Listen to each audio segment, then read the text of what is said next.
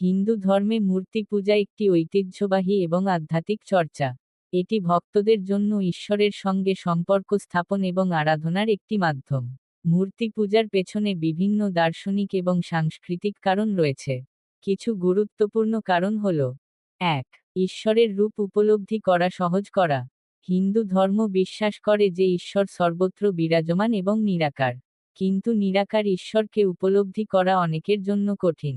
তাই ভক্তরা মূর্তির মাধ্যমে ঈশ্বরের এক নির্দিষ্ট রূপ কল্পনা করেন এবং আরাধনা করেন। ২. সামগ্রিক প্রতীকবাদ। মূর্তি পূজা কেবল মূর্তির পূজা নয়, বরং এটি ঈশ্বরের শক্তি, গুণাবলী এবং রূপের প্রতীক।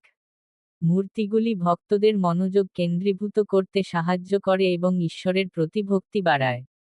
৩. সাংস্কৃতিক এবং ঐতিহ্যগত কারণ।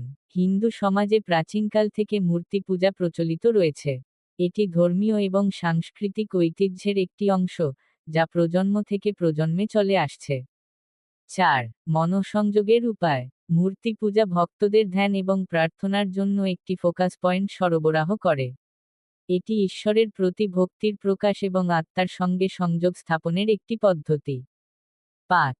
শাস্ত্রীয় ভিত্তি। হিন্দু ধর্মগ্রন্থ, যেমন বেদ, পুরাণ এবং অন্যান্য শাস্ত্রগুলোতে মূর্তি আরাধনার কথা উল্লেখ রয়েছে।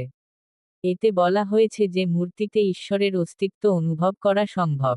তবে হিন্দু ধর্ম মূর্তিকে ঈশ্বর নয়, বরং ঈশ্বরের প্রতীক হিসেবে বিবেচনা করে। এটি মূলত ভক্তদের জন্য একটি মাধ্যম, যা তাদের আধ্যাত্মিক চর্চাকে সহজ এবং সার্থক করে তোলে।